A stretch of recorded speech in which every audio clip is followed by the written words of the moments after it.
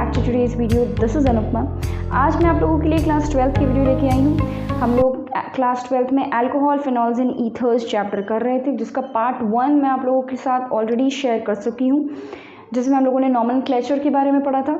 आज की वीडियो में हम लोग प्रिपरेशन ऑफ अल्कोहल्स स्टार्ट करने वाले हैं। सबसे पहले मैंने आपको बताया कि पहले हम अल्कोहल्स पढ़ेंगे, फिर फिनॉल्स और उसके बाद फिर ईथर्स। आज हम लोग प्रिपरेशन ऑफ अल्कोहल स्टार्ट करने वाले हैं, लेकिन उससे पहले एक छोटा सा टॉपिक जो एनसीईआरटी टेक्स्ट बुक में आपके दिया हुआ है और जिसमें कुछ ऐसे इंपॉर्टेंट पैरामीटर्स हैं जो आपको याद रखने चाहिए फॉर कॉम्पिटिटिव एग्जाम्स ऑल्सो, उसको हम लोग कवर करेंगे। Then we will move on to the preparation of alcohols. So without wasting any time, let's start the video, but before that make sure that you watch the video till the end and hit the like button if you like my effort. Also if you are new here then subscribe to the channel. Thank you. So सबसे पहले heading डाल लेंगे। जो छोटा सा topic जिसके बारे में आपसे बात कर रही हूँ वो है हमारा स्ट्रक्चर ऑफ फंक्शनल ग्रुप्स। ठीक है, तो हेडिंग डाल लीजिए स्ट्रक्चर ऑफ फंक्शनल ग्रुप्स।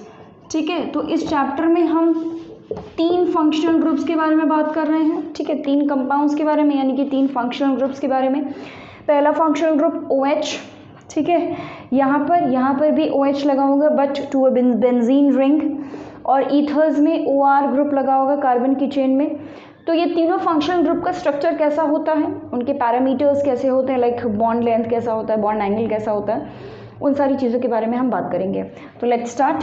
तो सबसे पहले बात करते हैं अल्कोहल्स की। तो अल्कोहल्स में हम मान लेते हैं CH3OH। ये मैंने एक अल्कोहल ले लिया है, मिथेनॉल है ये। ठीक है, ये क्या है हमारा अल्कोहल। ठीक है, अगला मैं ले लेती हूँ फिनॉल। अब फिनॉल मतलब क्या, बेंजीन रिंग के साथ जुड़ा होगा हमारा OH, है ना। तो ये ले लिया है मैंने फिनॉल। और ईथर्स में लेट्स से मैंने ले लिया है सबसे छोटा ईथर, इसको। ठीक है, तो ये अल्कोहल हो गया, ये मेरा फिनॉल हो गया, और ये हो गया है मेरा ईथर। ठीक है, तो इसमें कुछ इम्पॉर्टेंट डायमेंशंस या पैरामीटर्स हैं जो आपको ध्यान रखने हैं। पहली चीज़, यहाँ पर इस कार्बन और इस ऑक्सीजन के बीच में जो बॉन्ड है, उस बॉन्ड का लेंथ कितना होता है, 142 पिकोमीटर्स। ठीक है, लेंथ हम पिकोमीटर्स, मतलब बॉन्ड लेंथ हम पिकोमीटर्स में मेजर करते हैं। ठीक है, ठीक इसी तरीके से यहाँ पर इस कार्बन, फिनॉल के इस कार्बन मतलब बेंजीन के इस कार्बन और ऑक्सीजन के बीच में जो बॉन्ड लेंथ है वो कितना होता है, 136 पिकोमीटर। ऐसे ही यहाँ पर जो बॉन्ड लेंथ है वो 141 पिकोमीटर्स होता है। ठीक है, चलिए अब बात करते हैं यहाँ पर ऑक्सीजन और हाइड्रोजन के बॉन्ड लेंथ की। तो ये होता है 96 पिकोमीटर। ठीक है, यहाँ पर भी सेम पैरामीटर होगा 96।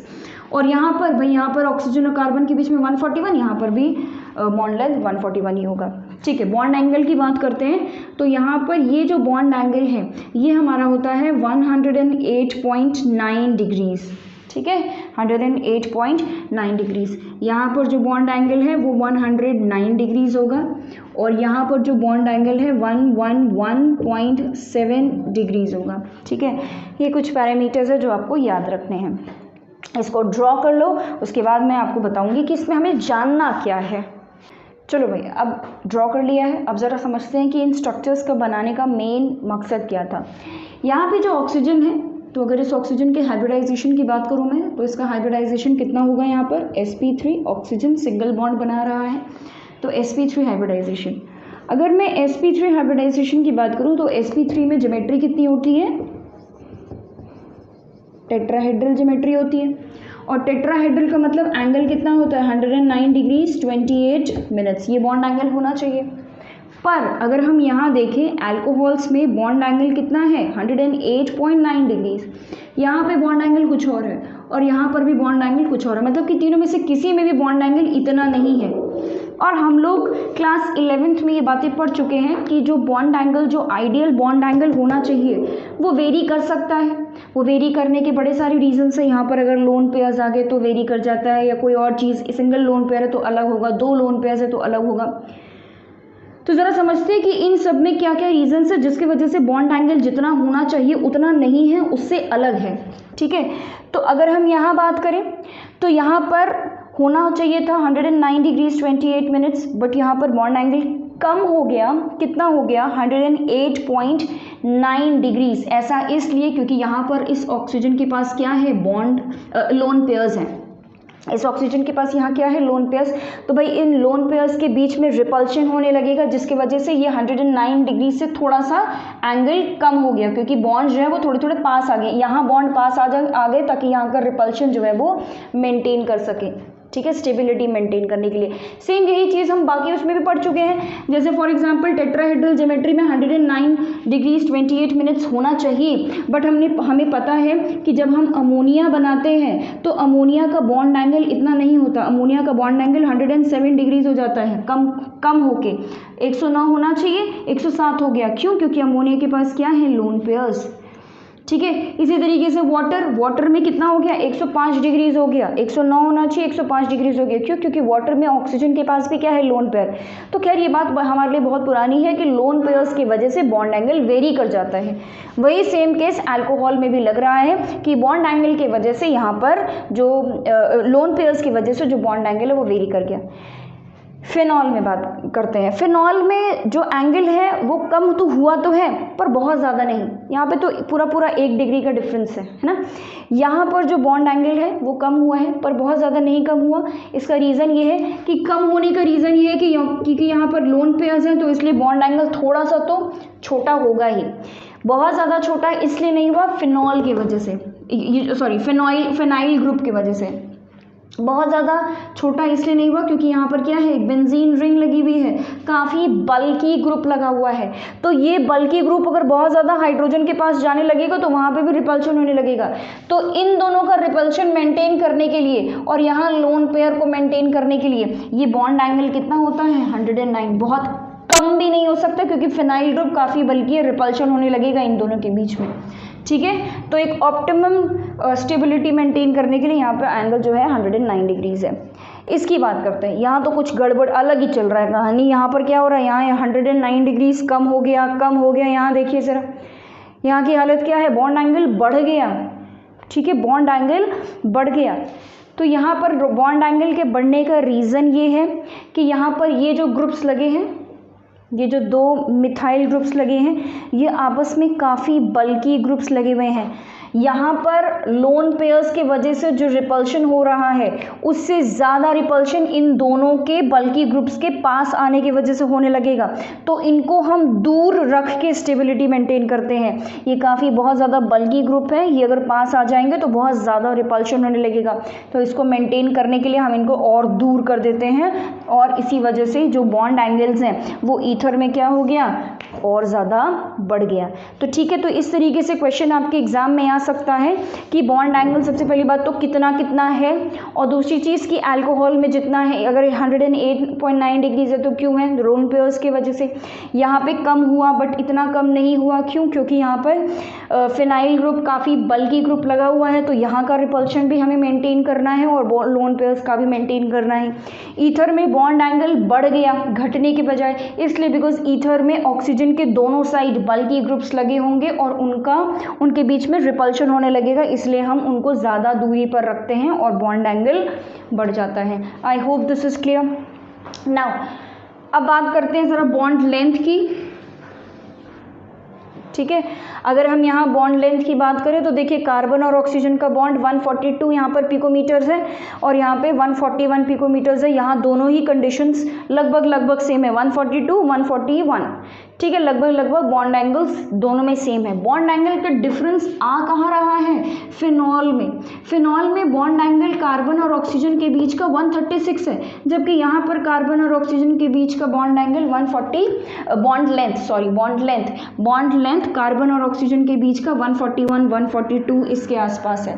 बट यहाँ पे जो बॉन्ड लेंथ है वो 136 काफ़ी कम हो गया। ये काफ़ी इसलिए कम हो गया क्योंकि यहाँ पर एक पार्शियल डबल बॉन्ड कैरेक्टर आने लगेगा। कार्बन और ऑक्सीजन के बीच में फिनॉल में पार्शियल डबल बॉन्ड कैरेक्टर आने लग जाता है। इसका रीज़न क्या है? इसका रीज़न है रेजोनेंस। ये पार्शियल डबल बॉन्ड कैरेक्टर क्यों आ रहा है भाई? यही तो है फिनॉल।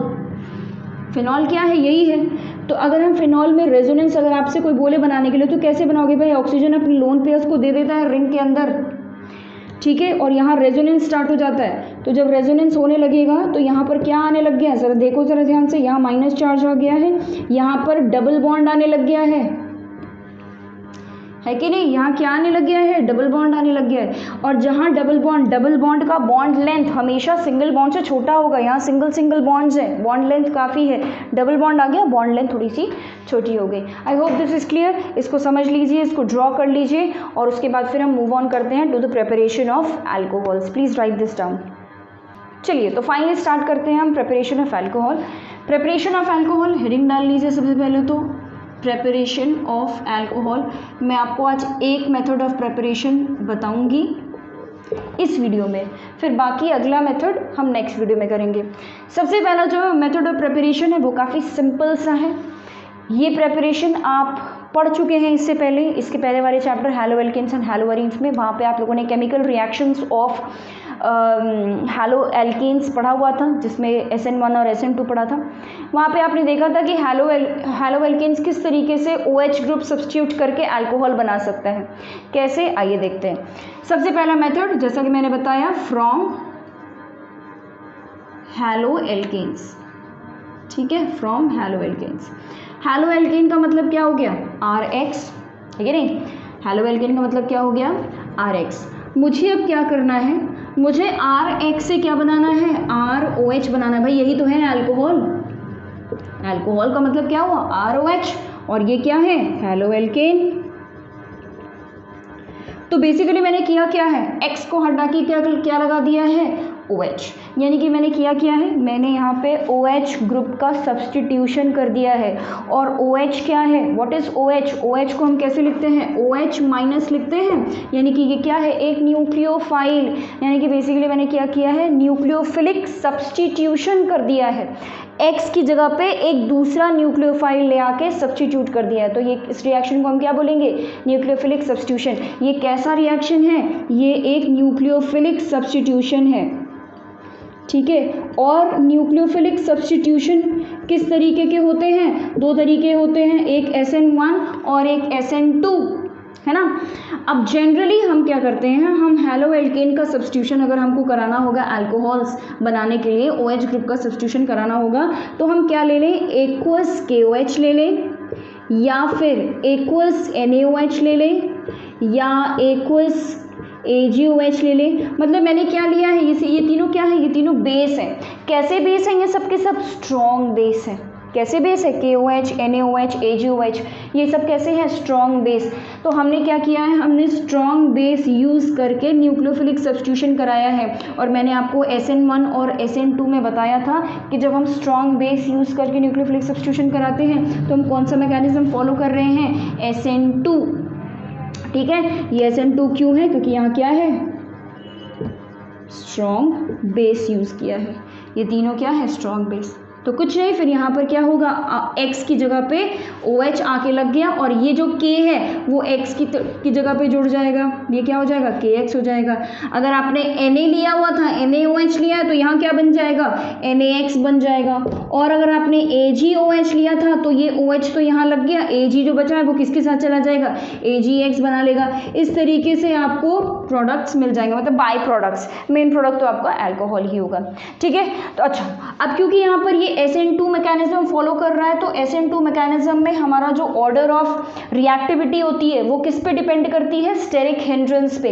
यहाँ पे किसी कार्बोकेटाइन का फॉर्मेशन नहीं होगा, कोई इंटरमीडिएट नहीं बनेगा, यहाँ पर एक ट्रांजिशन स्टेट आता है।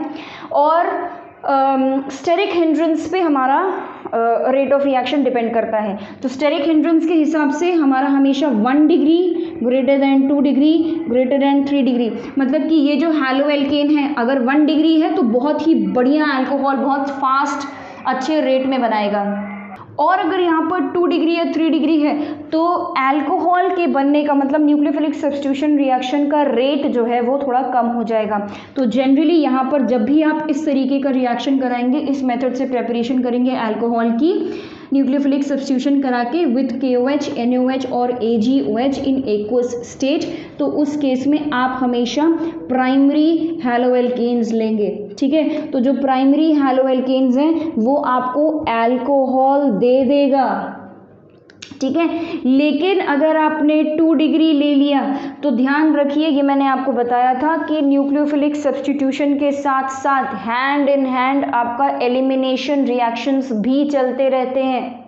ठीक है, डिपेंड करता है कौन सा मेजर प्रोडक्ट होगा, कौन सा माइनर प्रोडक्ट होगा, ये कंप्लीटली डिपेंड करता है कि आपने टेम्परेचर कैसा लिया है पहली चीज़, और दूसरी चीज़ डिपेंड करता है कि आपने जो रिएक्टेंट लिया है वो कैसा है। ठीक है, अब क्योंकि यहाँ पर हमने हैलोएल्केन लिया हुआ है और हमारा स्ट्रॉन्ग बेस है, तो यहाँ पर अल्कोहल के साथ साथ एलिमिनेशन प्रोडक्ट भी बन सकता है। एलिमिनेशन प्रोडक्ट कैसे बनेगा, जैसे मान लीजिए कि मैंने यहाँ पर RH लिया हुआ है और R का मतलब कार्बन की चेन, तो कार्बन की चेन ऐसी भी लिख सकती हूँ मैं, मान लीजिए मैंने एक कार्बन की चेन ले ली है CH2CH2X और ये H है ना, ये क्या है CH3CH2X, ये 1 डिग्री अल्कोहल ले लिया है मैंने। तो अगर इसमें एलिमिनेशन हम कराएंगे तो ये HX बाहर हो जाएगा और क्या बन जाएगा, CH2 एक एल्कीन बनने लगेगा। ठीक है, और ये किसकी प्रेजेंस में होगा, ये भी एक बेस के प्रेजेंस में होगा। ठीक है, ये भी किसके प्रेजेंस में हो रहा होगा, बेस। तो देखो यहाँ पे बेस भी सेम है, जो मेरा रिएक्टेंट भी सेम है ना, यहाँ पे भी हैलोएल्केन लिया है, यहाँ पे भी हैलोएल्केन लिया है, लेकिन प्रोडक्ट अल्कोहल भी बन सकता है और प्रोडक्ट एल्कीन भी बन सकता है। दोनों चीज़ें हो सकती हैं, SN2 भी हो सकता है और एलिमिनेशन भी हो सकता है। कौन डिसाइड करेगा कि अल्कोहल बने या एल्कीन बने, ये RH।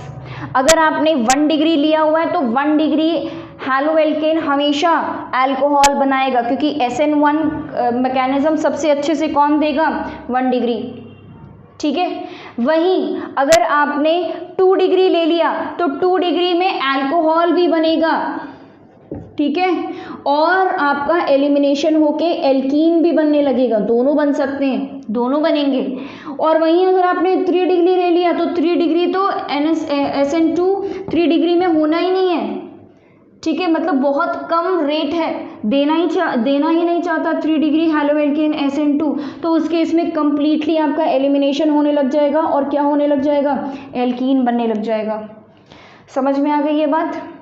ठीक है, तो डिपेंड करता है कि आपने जो हैलोएल्केन लिया है ये कैसा लिया। अगर आपको अल्कोहल बनाना है तो आपको हैलोएल्केन 1 डिग्री ही लेना पड़ेगा, क्योंकि आपने 1 डिग्री नहीं लिया, 1 डिग्री लोगे तो अल्कोहल बनेगा, नहीं लोगे तो अल्कोहल और एल्कीन दोनों मिल जाएगा। और 3 डिग्री ले लिया तो एल्कीन अल्कोहल बस ज़रा मुरा थोड़ा बहुत बचेगा बाय प्रोडक्ट की तरह, मेन प्रोडक्ट आपका एल्कीन होगा।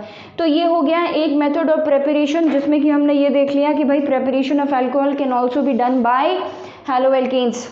और हैलोएल्केन्स में अगर हम न्यूक्लियोफिलिक सब्स्टिट्यूशन करा दें SN2 मैकेनिज्म से KOH, NaOH और AgOH की प्रेजेंस में, तो उस केस में क्या होगा, हमारा अल्कोहल बन जाएगा। लेकिन क्योंकि यहाँ पर SN2 मैकेनिज्म फॉलो हो रहा है तो रिएक्टिविटी कैसी होगी, 1 डिग्री 2 डिग्री 3 डिग्री। 1 डिग्री सबसे बेहतरीन तरीके से ये रिएक्शन देगा, इसलिए हम जनरली 1 डिग्री ही लेते हैं। अगर आपने 2 डिग्री 3 डिग्री ले लिया तो उस केस में आपका एलिमिनेशन प्रोडक्ट यानी कि एल्कीन भी साथ साथ बनने लग जाएगा। ठीक है, I hope this is clear, please right this down. All right, so this was all about today's videos. आज हम लोगों ने प्रिपरेशन ऑफ अल्कोहल का पहला मेथड ऑफ प्रिपरेशन कंप्लीट कर लिया है। नेक्स्ट मेथड ऑफ प्रिपरेशन मैं नेक्स्ट वीडियो में लेके आऊँगी, so don't forget to watch it and if you like my effort please like the video and subscribe to the channel if you're new here. Thank you for watching this video.